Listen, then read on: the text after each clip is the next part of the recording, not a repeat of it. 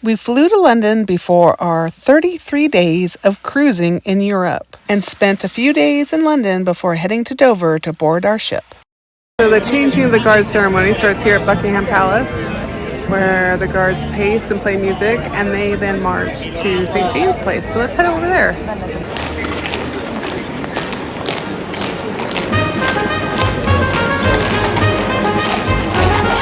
We're Rich and Robin. And these are our midlife adventures. Living in and out of our midlife van. After a day of visiting Stonehenge and Windsor Castle, we headed out on a free walking tour through central London. Going on a tour. Changing of the guard is Mondays, Wednesdays, Fridays and Sundays, right? It's my understanding that the changing of the guard is at 12. People get here at 10:30 to get a spot. See all those people? So the changing of the guard ceremony starts here at Buckingham Palace, where the guards pace and play music, and they then march to St. James' Place. So let's head over there. It goes on for over an hour. It takes place in 3 locations. There are 6 full-time military bands involved in making that happen 4 days a week. Changing of the guard is the changing of the regiment providing the guards. So yesterday we had grenadier guards. Today we will have someone else. I'll tell you who it is when they're a bit closer, right? Because all 5 guards regiments look the same, pretty much. They all wear red wool and a literal dead bear on their head, a Canadian bear that's killed conservation. Pretty much every day there's a changing of the guard from cavalry. This is it. It's a lot less famous, but like that's the whole ceremony.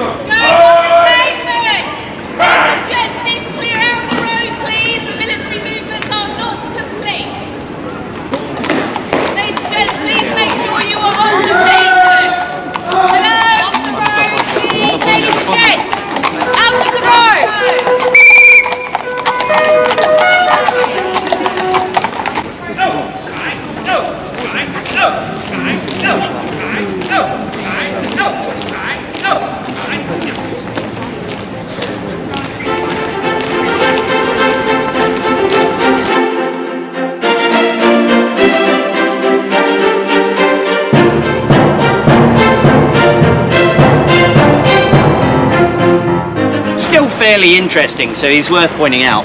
His name is Frederick. He's better known as the Grand Old Duke of York. There you go. And I learned that nursery rhyme when I was a kid. I bet you don't know who he is, because I had no idea who he was either. So he's the 2nd son of King George III. He's like in the British Army. He's the Grand Old Duke of York, and he had 10,000 men. I suspect a lot of them were volunteers, but there you go. So they all gave up 1 day's wages to make sure. And where'd he go? He marched them up to the top of the hill, massive overkill, and then marched them back again. Right? So when you're up, you're up. So much money. But when you're halfway up, you're neither up nor down. Free walking tours are a great way to get acquainted with the city on a budget. The tours are free, and in exchange, you just tip your tour guide at the end of the tour. Downing Street. Number 10 Downing Street is where the British Prime Minister lives and works and has garden parties, but you can't see number 10 like almost at all.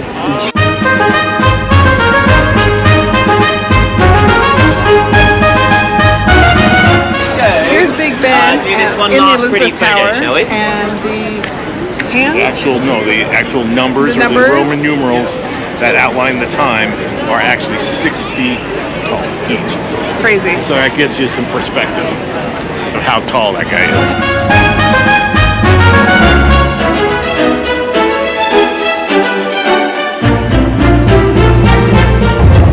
Too late. Here comes our train. After our walking tour was over, we jumped on the tube and headed to Regent Canal. Too early staircase? Yeah, this is like the 4th floor. How many floors are there? I think 20. Just keeps going and going.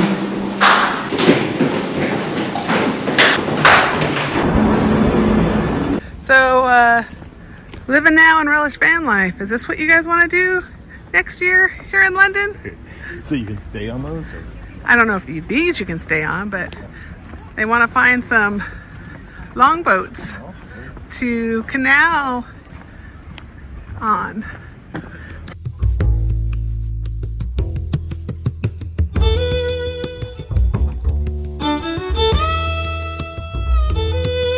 These are some houseboats, but we're going to have to find a rental, a longboat.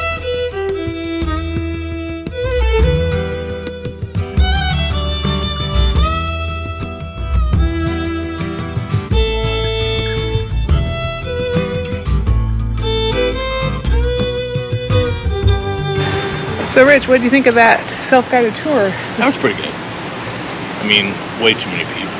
Yeah. It was good to get a little extra information about some of the areas, especially around the palace. Now we are. Big Ben too. Yeah. I always thought Big Ben was the clock. It's not. It's the bell inside the clock. Inside Elizabeth Tower. Now we are at Regent Canal. Yeah. We're taking the canal walk. Stopped at a little pub. A pint and a bite? Yeah. What you got there? Angus burger and some chips and an IPA. Having a leisurely late lunch. Breakfast, lunch. Then you gotta go through these locks and lower the water to get to the next level.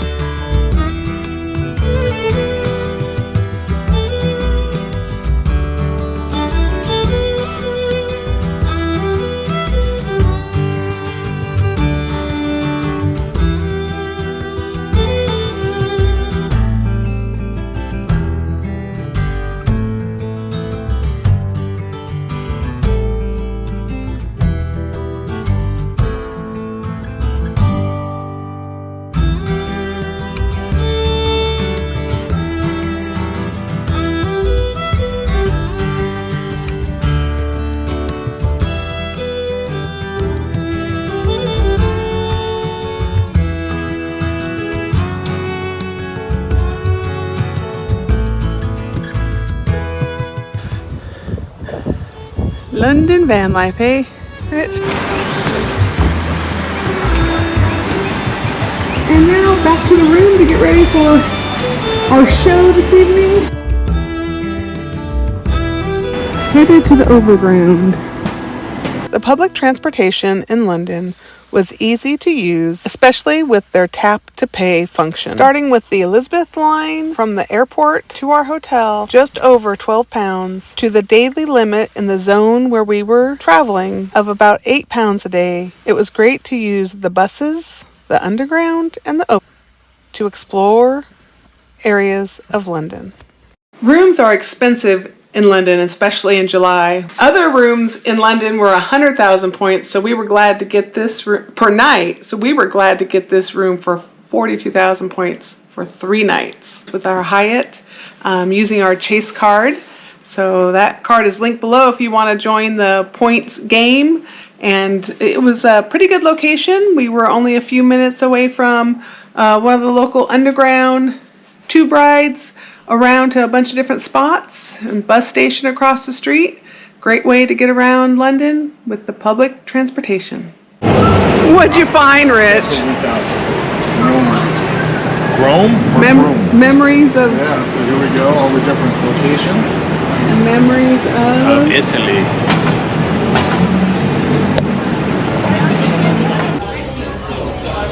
tub?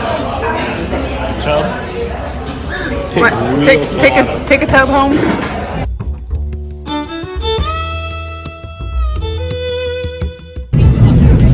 There's the London Eye and Big Ben. The subway has tables. The fancy. I bet it's more than £2. Yes. Our last evening in London, we walked around the city center, took the subway, took the tube across the river, explored the South Bank by foot before taking the double-decker bus back towards our hotel. Here's the Tower Bridge. I don't know if you can see it in the dirty window. Our hotel in East London was a great spot to stay, close location to public transportation, making travel around the city easy.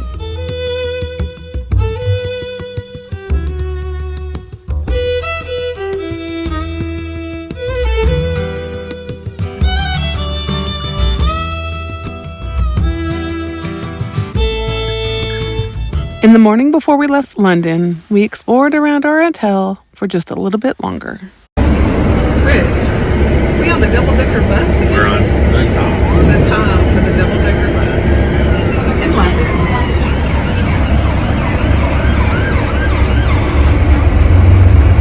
After the bus. Little sprinkly this morning. I see a little bit of blue sky.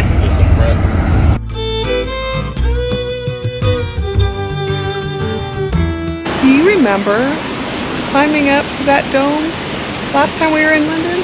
Nope. Why do I take you anywhere if you don't remember? See the people? Yeah. There was a lot of stairs and the circular deck. Walked around that. Maybe I'll throw in some pictures to remind you.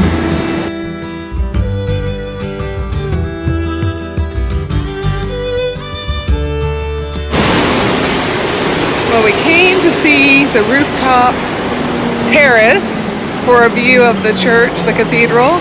It was closed temporarily, but we found other places to see great views of it, didn't we? Yep. Got a little pond reflection of it. We took one last walk along the waterfront before saying goodbye to London.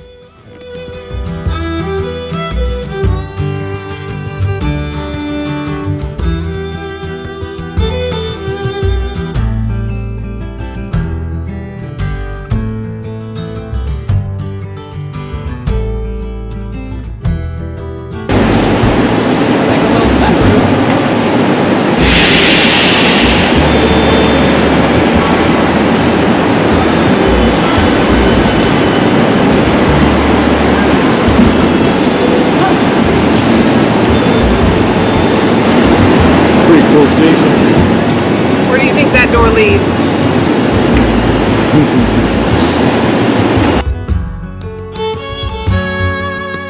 And one last lunch of fish and chips before leaving town.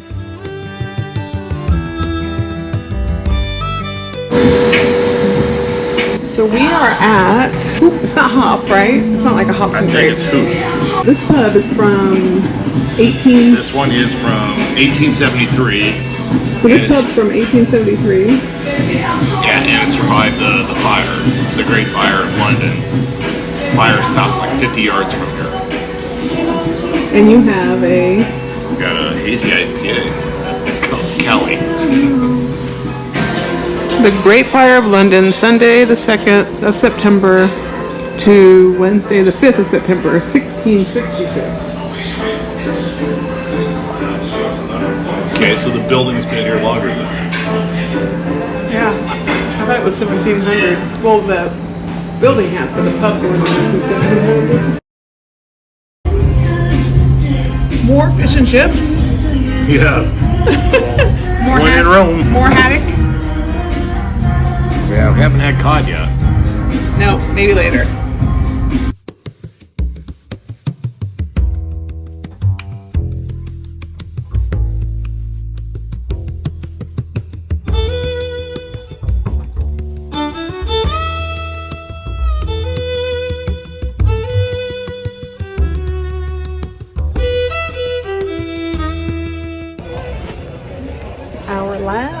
underground tube ride in London.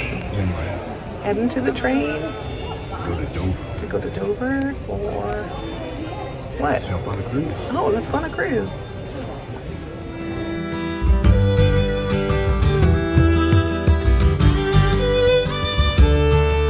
We made it with 7 minutes to spare.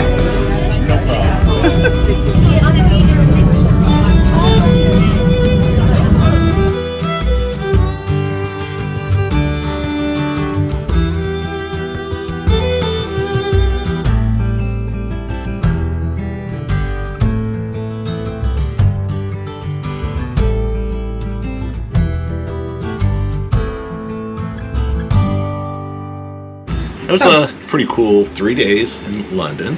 Cool 3 days in London, yeah. It worked out pretty good. We saw a lot. We did. Yeah. I don't know if you can hear us over the fan, but Now we are in Dover we are in Dover and we are headed out tomorrow. for a cruise. On We a got cruise. 21 days. 21 of cruise. days. 2 back-to-back cruises. That should be a lot of fun. So we'll see you on the cruise. Yep. Join us in our next video as we board the Carnival Pride from Dover, headed out on a Baltic cruise.